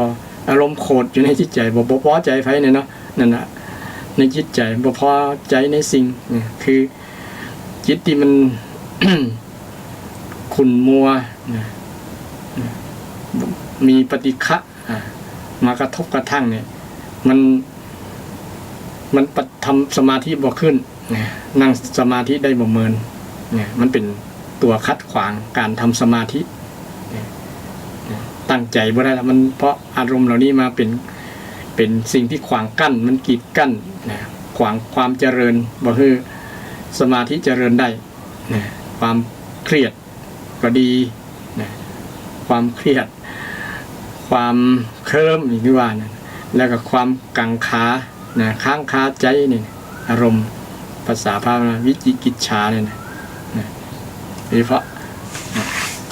สงสัยในพระรัตนตรัยนี่ก็เป็นสิ่งหนึ่งที่จะเป็นอุปสรรคปัญหาในการเจริญสมาธิภาวนาเจริญสมาธิภาวนาเจริญไปบทได้แต่ได้ก็ปรุงหนุนละปรุงสร้างคิดต่างๆนานาขณะที่นั่งอยู่นะมันก็บ่เกิดประโยชน์กับจิตใหญ่เลยนั่งไปเป็น 2-3 ชั่วโมงก็แล้วแต่ถ้าจิตมีอารมณ์เหล่านี้อยู่นะญาติโยมมันก็ไร้ผลประโยชน์ต้องกำจัดสิ่งเหล่านี้ก่อนกำจัดสิ่งเหล่านี้มันจะทำให้สมาธิเจริญตามหลักในตามคำสอนทางพุทธศาสนาได้สอนไว้แบบนี้ญาติโยมญาติโยมจะ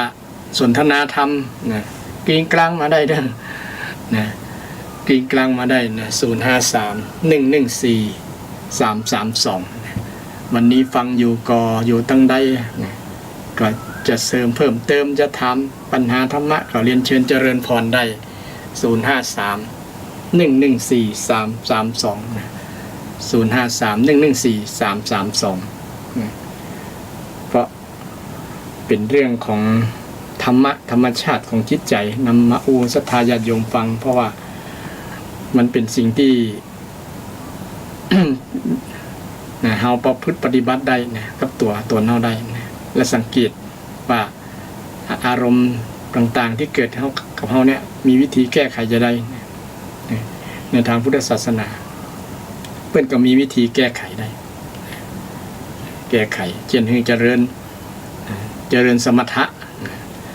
การเจริญสมถะนี่ก็คือวิธีที่จะทำให้จิตสงบก่อนก็เป็นเรื่องของสมาธินะเจริญสมาธิมีหลายๆอย่าง40ประการด้วยกันนะที่ในคำสอน40อย่าง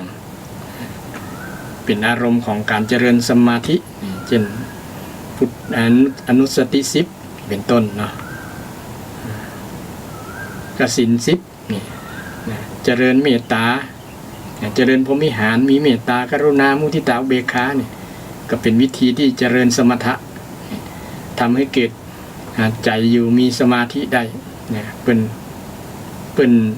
ให้ทำตามใครชอบวิธีไหนก็เจริญตามนั้นได้เช่นคนชอบนึกถึงพระพุทธเจ้าเนี่ยสบายใจดีมีสมาธิดีนึกถึงพุทธคุณพุทธคุณมีแต่ได้นึกถึงว่าพุทธเจ้ามีดีอย่างพ้องนึกถึงเป็นพุทธานุสติเป็นการเจริญสติไปในตัวญาติโยมคำว่าสติพุทธานุสติระลึกถึงเอาการระลึกเนี่ยเป็นอารมณ์ระลึกเป็นอารมณ์แล้วก็มีครูบาอาจารย์ให้บริกรรมว่าพุทโธพุทโธนี่พุทโธก็คือนึกถึงพระพุทธเจ้าเนาะนึกถึงพระพุทธเจ้าสำหรับคนที่คิดหลายๆนะจิตใจมันสงบยากอะเจริญแบบนี้ก็ดีญาติโยมนึกถึงพุทธเจ้าเนี่ยเพราะว่าจิตที่อย่างว่านะมันคิดเรื่อยเปื่อยนะมันคิดเรื่องนี้ดีกว่านึกเรื่องพุทธเจ้าดีกว่านึกเรื่องพระธรรมนึกเรื่องพระสงฆ์นี่นึกเรื่องเหล่านี้มันจะเป็นบุญเป็นผลดีต่อจิตใจนะเป็นผลดีเป็นสรณะเป็นที่พึ่งของจิตของใจเฮาเวลาเฮาที่จะปฏิบัตินะนึกถึงนี้ก็ได้เป็นห้องสมถะเจริญสมถะแปลว่าอุบายที่จะทำให้จิตใจสงบเนี่ยเพราะว่าจิตใจของคนเราอย่างที่ได้อธิบายไว้แล้วนะมันมีสิ่งต่างๆมากระทบมันบ่สงบมันสงบยากคิดต่างๆนานาคิดเรื่องนั้นเรื่องนี้คิดเรื่องเศรษฐกิจเรื่องบ้านเรื่องจองเรื่องลูกเรื่องหลานคิดหลายๆอย่างมันก็ทำให้จิตในห้องฟุ้งซ่านเนาะ การคิดจิตฟุ้งซ่านมันอยู่ในอารมณ์อย่างนึงคืออารมณ์ ฟุ้ง ฟุ้งซ่านทำให้เกิดความเครียดเกิดความเครี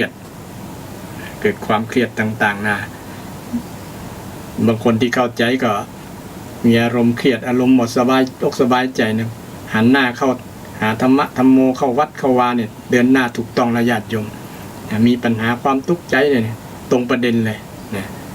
มาปรึกษาครูบาอาจารย์เพิ่นก็จะแนะนำให้ปฏิบัติกรรมฐานก็ดีเจริญวิปัสสนาก็ดีนะการปฏิบัติมี2อย่างคือสมถะและวิปัสสนาวิปัสสนาก็เป็นเรื่องของการเจริญปัญญาพัฒนาปัญญาให้เกิดความรู้ตามความเป็นจริงวิปัสสนาวิแปลว่าเศษแจ้งต่างวิเศษแจ้งต่างวิปัสสนาแปลว่าการเห็นแจ้งเห็นต่างเวลาเขานั่งสมาธิเนี่ยเขาเจริญสมถะได้ระดับหนึ่งแล้วถึงอัปปนาสมาธิสมาธิแน่วแน่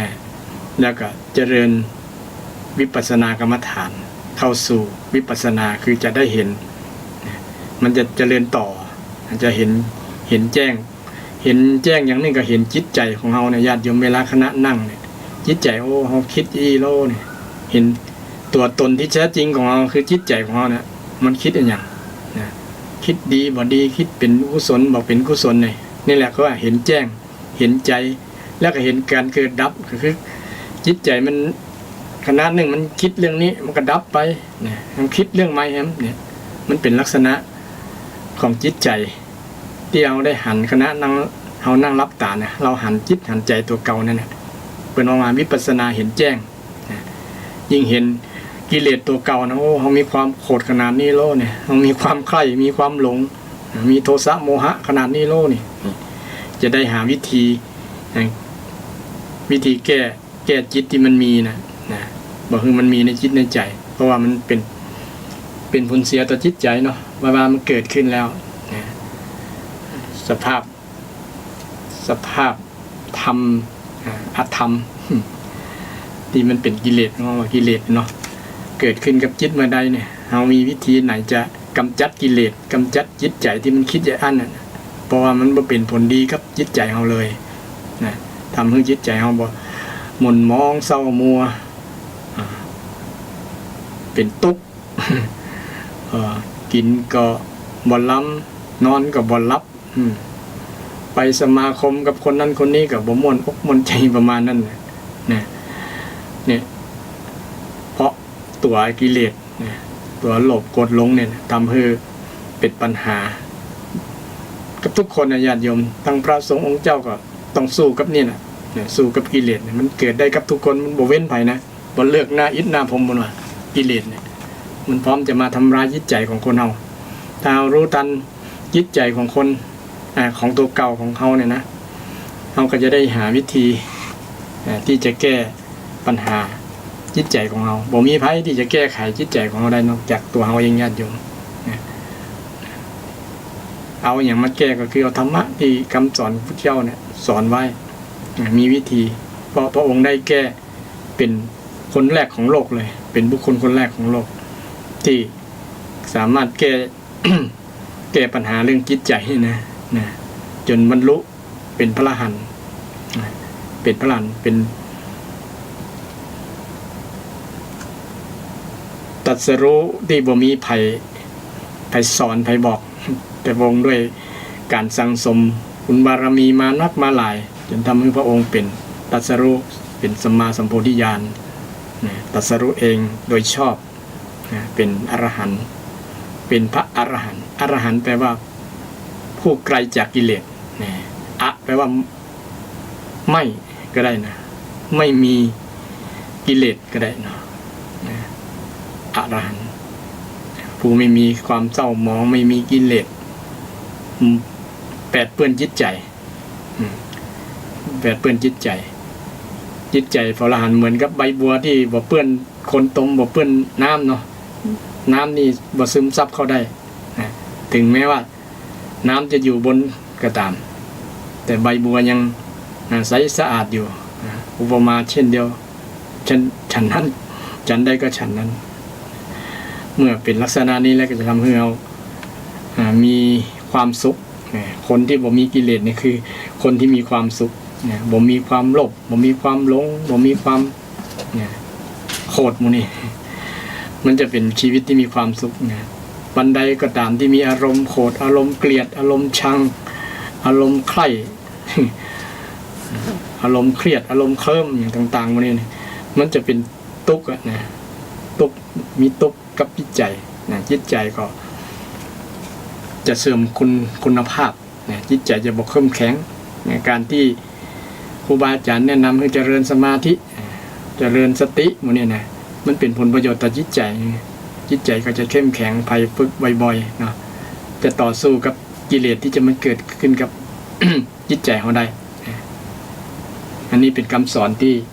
พระสัมมาสัมพุทธเจ้าได้สอนให้เราท่านทั้งหลายชาวพุทธเนาะได้นำสรณะอันที่เป็นที่พึ่งอันประเสริฐคือพุทธรัตนะธรรมรัตนะสังฆรัตนะเนี่ยมันเพิ่งได้จริงๆที่มีบทที่สวดว่าอย่างก็ญาติโยมคงได้เคยได้คุ้นหูเนาะสักกัตตัวพุทธรัตนังโอสถังอุตมังวรังเนี่ยนะสักกัตตัวเนี่ย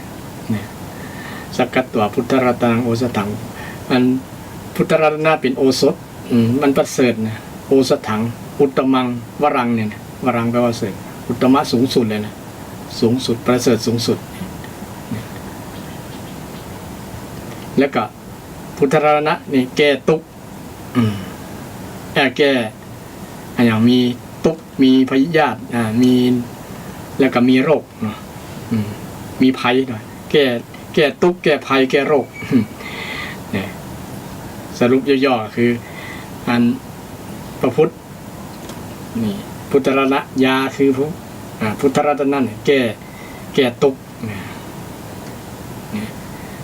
ธรรมรัตนะแก้ภัยสังฆรัตนะแก้โรคภัยที่เอาประสงค์เป็นรัตนะแก้โรคแก้โรคแก้ภัยแก้โรคแก้ภัยได้เป็นสรณะที่เฮาในฐานะเป็นชาวพุทธเนี่ยเฮานำสิ่งที่เป็นประเสริฐเนี่ยเป็นสรณะอันสูงสุดเนี่ยนับไปใจได้โดยเฉพาะธรรมรัตนะเนี่ยแม้แต่พระสัมมาสัมพุทธเจ้าก็ยังยกให้เป็นสิ่งที่ประเสริฐสูงสุดพระองค์มีบุคคลถามพระองค์ว่าถ้าพระองค์นับถือไผ่ประมาณนั้นนะนับถือพระธรรมนับถือธรรมบ่มีไผ่ที่ยิ่งใหญ่กว่าพระพุทธเจ้าแล้วแต่มีสิ่งหนึ่งที่พระองค์ยอมรับนับถือ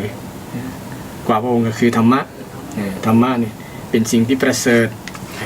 เป็นสิ่งที่ประเสริฐมากๆแล้วก็เป็นธรรมโอสถที่แก้หลายๆอย่างแก้ภัยโรคภัยทุกขภัย ซึ่งภัยเกิดขึ้นกิเลสภัยนั่นแก้ภัยหลายๆอย่างเกิดขึ้นกับชีวิตของเรากับจิตใจของเราศรัทธาญาติโยมจะกลิ้งกลางมาสนทนาธรรมกันต่างรายการก็เรียนเชิญเจริญพรเด้อวันนี้ก็ตะกี้ก็จัดรายการอู้กับอาจารย์พระครูประภัตท่านก็มีญาติโยมมาหาก็ปลีกตัวไปก็เดี๋ยวนี้ก็อู้รูปเดียวตนเดียวอยู่อู้ตนเดียวก็บ่เป็นหยังก็ผ่านๆมาก็อู้รูปเดียวตนเดียว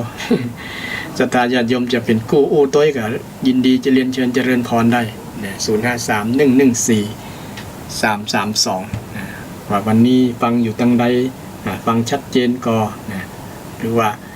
จะสงสัยถามธรรมะข้อไหนก็เรียนเชิญเจริญพรได้ตั้งรายการก็ยินดีจะตอบถ้าถามตอบบ่ได้ก็ว่าตอบบ่ได้ จะไปค้นคว้าคือ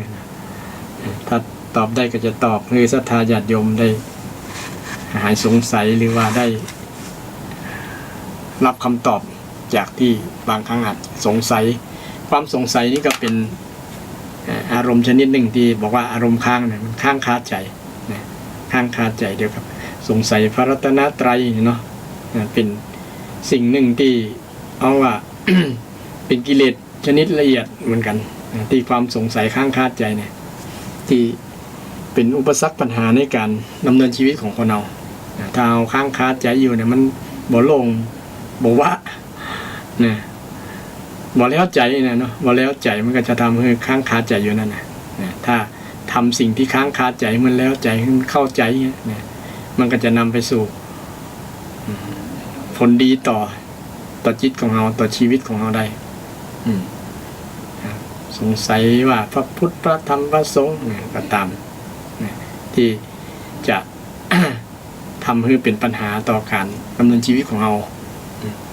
บางคนก็ค้ำไม่เหมือนนะค้ำใจเนาะค้ำไว้เป็นหลาย10 ปีเอาไปมาบางครั้งไม่ได้ถามสักคำ ยังค้ำใจอยู่นั่นแหละก็ตายละก็มีเป็นต้นอย่าปล่อยความค้างคาใจลอยนวลเนี่ยถามเลยเนี่ยถามเลยใครที่มีความสงสัยอย่างต่างๆเนี่ยถามครูบาอาจารย์ถามผู้รู้นักปราชญ์ราชบัณฑิตทั้งหลายเนาะคือมันสว่างมันสบายใจหรือว่าถามคนที่เราเคยค้างคาใจกันบ่ถูกกันเป็นจะได้ฮะเราเข้าใจกันผิดก็อย่างประมาณนั้นเนาะจะได้สบายใจจะได้แล้วใจไปนี่ก็เป็นอย่างหนึ่งที่ทำคืออัน สภาวะอารมณ์ต่างๆที่เกิดขึ้นกับจิตใจของเราเนี่ยลองตรวจทานดูว่ามันมีอยู่ในจิตในใจก็มีก็ปฏิบัติตามคำสอนที่พระเจ้าได้สอนไว้ที่สอนโดยเฉพาะการเจริญสมาธิการเจริญภาวนาเนี่ยสิ่งนี้แหละจะทำให้อารมณ์ต่างๆที่มันระงับหายไปอย่างคนมันทำสมาธิเนี่ยนะคนที่มีสมาธิเนี่ยจะบอกโคตรตอบนะถ้ามีความอารมณ์โกรธหรือว่าความโกรธจะเกิดขึ้นยากและจะเจริญสติเนี่ยสติมันจะสกัดกั้นความโกรธได้นะมันเกี่ยวกับมาทำลายนะเพื่อหนึ่งมันทำสมาธิมันเจริญสติเนี่ยมันเจริญสติคือระลึกรู้ตัวว่ากระทำกรรมความคิดต่างๆนี่บางครั้งมันก็เผลออย่างว่าแหละเพราะว่าเผลอแสดงว่าเขาบ่เจริญสติเนาะเพราะว่าจะไหวละสติยังบ่เต็มร้อย คือการเผลอไปเพิ่งพังเผลอไปเผลอไปเผลอคิดไปเผลอกระทำไปนี่มันมีกันทุกคนนะยกเว้นพระอรหันต์ที่เป็นมีสติสมบูรณ์แล้วนอกนั้นก็ยังเผลอทำได้เผลอทำได้แต่เราจะเผลอเมินกันแล้วกันถ้าเผลอเมินมันจะอันตรายต่อชีวิตของเรา เผลอเมินแล้วจะสร้างความหายนะกับชีวิตของเราเช่นบางคนเผลอบ่มีสติเนี่ยไปฆ่าลูกฆ่าพ่อฆ่าแม่ก็มาจากสตินี่แหละบ่เจริญสติกันลืมไปว่าเป็นพ่อลืมไปว่าเป็นแม่เราจะได้ยินจากข่าวเพราะว่าจะเป็นข่าวทางออนไลน์ค่ะทางทีวีทางสื่อต่างๆเนี่ยมีบ่อยๆมีทุกวันนะญาติโยมเนาะคนที่เผลอสติเนี่ยทำอย่างต่างๆที่สะเทือนขวัญต่อชาวสังคมต่อชาวโลกต่อชาวบ้านต่อส่วนรวมซึ่งเป็นสิ่งที่ควรที่จะระมัดระวังเนาะระมัดระวังว่ามันเกิดขึ้นภัยที่ใจสติคนนั้นก็ชื่อว่าปฏิบัติธรรมะคือเอาธรรมมาเป็นที่เปิ้งเราก็จะได้ไปฝึกสติฝึกสมาธิที่วัดวาต่างๆที่เป็นแนะนำปฏิบัติหรือว่าปฏิบัติอยู่ที่บ้านก็คือมันเป็นภาคปฏิบัติอยู่แล้วเนาะเราได้ศึกษาได้ฟังคำสอนทางวิทยุก็ดีทางสื่อออนไลน์ทาง YouTube เนี่ยเดี๋ยวนี้มีความอำนวยมีเครื่องอำนวยความสะดวกในการที่จะฟังญาติโยมฟังทีหลังก็ได้เพราะว่าคลิปจาก YouTube คลิปจากนั้นอย่างนี้เราสามารถฟังได้ที่เราอยากที่เราสงสัยก็ตามที่เราอยากจะฟังได้อย่างคือที่เราที่มีความศรัทธามีความเชื่อมั่นในครูบาอาจารย์รูปนั้นรูปนี้เขาก็ฟังได้สะดวกง่ายสบายประเดี๋ยวง่ายต่อการที่จะฟังธรรมะฟังธรรมะหรือไปศึกษาคนเดียวไปอ่านพระไตรปิฎกก็ได้แต่พระไตรปิฎกโดยเฉพาะบาง เล่มที่เป็นภาษาบาลีก็ยากต่อเราจะเข้าใจเพราะว่าเราไม่ได้เรียนภาษาบาลีแต่เดี๋ยวนี้เพิ่นก็แปลเป็นภาษาไทยแล้วเนาะอ่านเองเลยมันรายละเอียดมันอยู่นั่นหมดเลยสูตรนั้นว่าด้วยเรื่องนั้นเรื่องพระธรรมเรื่องธรรมะพระสุตตันตปิฎกวินัยปิฎกอภิธรรมปิฎกคือภาชนะที่ใส่ธรรมะของพระพุทธเจ้าปิฎกเนี่ยนะคือตะกร้าซ่าใส่พระไตรปิฎกบรรจุพระไตรปิฎกไปนะแต่เราจะส่วนมากจะบ่มีเวลาไปอ่านนะเนาะเปิดหนังสือเห็นแค่ตู้พระไตรปิฎกตั้งอยู่ก็ เบื้องหน้านี้แล้วบางคนมันเล่มใหญ่บ่จะเริ่มต้นตัดใดเนี่ยอ่านแล้วก็มึนงงนะมึนงงบ่เข้าใจเป็นต้นเนาะสรุปว่า ความสะดวกสบายที่จะเอื้อต่อการที่จะศึกษาพระธรรมทำคำสอนของพระสัมมาสัมพุทธเจ้าที่มันเป็นประโยชน์ในการดำเนินชีวิตของเราในญาติโยมทุกคนทุกท่านที่เป็นชาวพุทธเนี่ยนับถือพระพุทธศาสนานับถือพระรัตนตรัยเราก็ต้องทำความเข้าใจว่าพระรัตนตรัยนั้นเป็นประโยชน์กับเราจริงๆก่อนเป็นที่พึ่งจริงๆก่อนถ้าเป็นที่พึ่งแล้วเป็นได้ครับบัตรธรรมเอาสิ่งนั้นเป็นที่พึ่งจริงๆได้อย่างอาตมาได้นำมาบรรยายมาอูให้ฟังเนี่ยนำเอาส่วนของธรรมที่เป็นสรณังคัจฉามิที่เป็นที่พึ่งสติก็ดีสมาธิก็ดีเนี่ยเป็นที่พึ่งเป็นธรรมะที่แก้ปัญหาทุกข์ได้ญาติโยมแก้ปัญหาทุกข์ได้โดยเฉพาะทุกข์ใจวงเล็บทุกข์ใจนะญาติโยมแต่ทุกข์กายเนี่ย ก็มีส่วนหนึ่งนะเพราะว่าถ้าใจดีแล้วนะสุขภาพร่างกายก็จะดีตัวเนี่ยมีส่วนนะญาติโยมบางคนเนี่ยใจบ่ดีนะแต่ร่างกาย ใจบ่ดีแต่ร่างกายเข้มแข็งอยู่เพราะหัวตัวเก่ายังปาให้ร่างกายสุดโทรมได้ง่ายนะเพราะมันมีอิทธิพลของจิตใจทำให้กายมันอ่อนแอไปตัวนะแต่ก่อนแข็งแรงเนี่ยเดี๋ยวนี้มันสุดโทรมซุบลงเพราะว่าใจมันอ่อนใจมันท้อแท้อย่างต่างๆถ้ามีใจเข้มแข็งก็เป็นผลทำให้ร่างกาย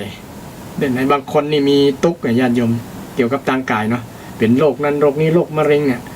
ไปตรวจแล้วว่าบอกอยู่บ่เกินตาอันตะอีวันนี่แต่เมื่อใจสู้แล้วมันนะเอาไปมามะเร็งกวดใจญาติโยมกวดใจคนมะเร็งที่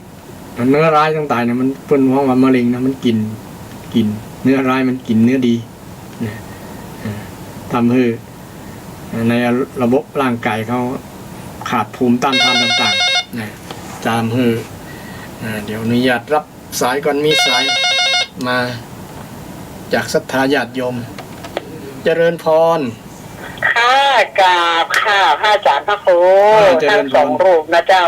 โยมเองโอ้โหว่าจะได้ฮะบรรยายทำได้ถูกจริตนิสัยโยมมากเลยโยมเจอมาสดๆร้อนๆวัน2 วันวันนี้ค่ะจะได้หนาเจออย่างโยมนะโยมมาใจสติอย่างที่พระอาจารย์ว่าด้วยนะแทนปันดามาเป็นชุดบางคนว่ะแล้วยังไปบอกมันว่าไปซุกเธอที่อยู่เรื่องของเรื่องอะไรยังก็ได้จนโทรมาว่ามาอย่างอันอย่างนี้สอนแล้วลามตามไปถึงลูกถึงเต้าว่าถ้ามึงผ่อนรถมึงเขาว่ามันมีสตางค์ผ่อนรถก็เดี๋ยวไปจะยืดเนยนะแล้วโยมบอกเยื่อใดแบบอย่างนี้โยมก็ไปเขียนมันก็จะยังที่ครูบาอาจารย์เป็นว่าคืออยู่กับตัวเองอยู่กับครอบครัวแล้วโยมบันนึกเลยว่าเปิ้ลจะบัตรเฮาน้องแบบเปิ้ลบัตรในความคนโยมก็ว่าที่ไม่ต้องมาสนใจเฮานะเฮาจะดีจะไล่ก็จ้างเฮาเตอร์นี่เนาะขอเพื่อสนใจครอบครัวปีเตอร์อีแต่เปิ้ลต้องโมขึ้นมาทันทีทันใดด่าเป็นชุดนี่เนาะ กว่าจะเอาออกได้แนวปูโถมันกล้องอยู่ในสมองแต่มาได้โคนเข้ามาโคนว่ะอย่างนั้นอ่ะมาจุอันมาจานมาโคนเลย แสดงว่า ไม่ว่าอันนะเจ้ามี สติตันเนาะยมเนาะเจ้าบรรยายได้ถูกจริตมากจริตนิสัยยมมากค่ะเข้าใจดีเลย จากในยมจากไหนเนี่ยสังกะแป้งหนาวอ่ะสังกะแป้งหนาวกว่าไม่ครูว่าได้เจ้าสังกะแป้งหนาวก็มันหนาวมันเย็นขอให้เย็นด้วยธรรมะเด้อจ้าอาจารย์โอ้โหเด็ดโยงฟังตั้งแต่ต้นวันที่อดมาได้นะก็เลยโทรไงเจ้าฟังตั้งแต่ต้นโอ้โหสาระมากๆเลยยินดีด้วยเด้อโยมสาธุแต่นี่นะเจ้าจะเจริญพรเด้อบุญรักษาเด้อเจริญพรก็ครับคือธรรมะนี่มันคือเป็นธรรมะภาคปฏิบัติอะครับครับแม่นครับแม่นเมื่อโยมเปิ้นปฏิบัติได้ถึงตรงนั้นเปิ้นก็ครับผมเจอเหตุการณ์นั้นมันใจกับชีวิตได้จริงครับเกิดกับชีวิตจริงครับมันสามารถพิสูจน์ได้ว่าธรรมะนี่ช่วยได้ครับมันเกิดกับชีวิตของทุกคนนั่นแหละเกี่ยวกับอารมณ์ต่างๆที่มันจะมากระทบจิตใจเกิดกับจิตใจของเราเนาะต้องระวังครับแม่นเวลาเขาเกิดย่านแล้วเขาหาวิธีแก้ไขจะได้เพราะมันเป็นปัญหาเนาะเป็นทุกข์อ่ะเป็นทุกข์เมื่อทุกข์เกิดแล้วจะต้องแก้ทุกข์นั้นได้จะได้ครับฉะนั้นจะไปเคลิ้มเลยคือถ้าเคลิ้มมันจะคลั่งนะครับเงินคลั่งคลั่งนี่มันยุ่งเลยนะครับยุ่งคลั่งนี่มันบ่ได้เลยคลั่งนี่มันเป็นผลอย่างแรงละครับผมครับ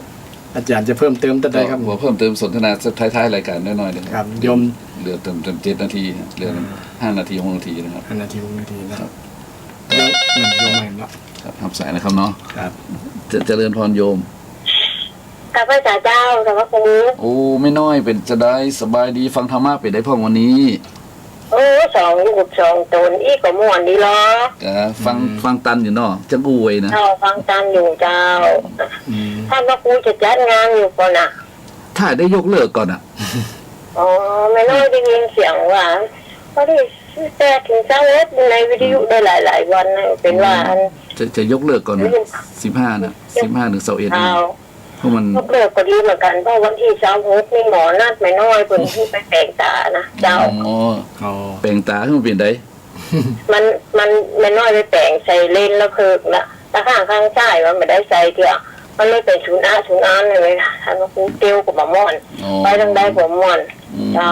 ไม่น้อยก็อย่ารักษาน้ำพึ่งมันทานว่าครูเน่เน้อเจริญพรเน้อเจ้ามัน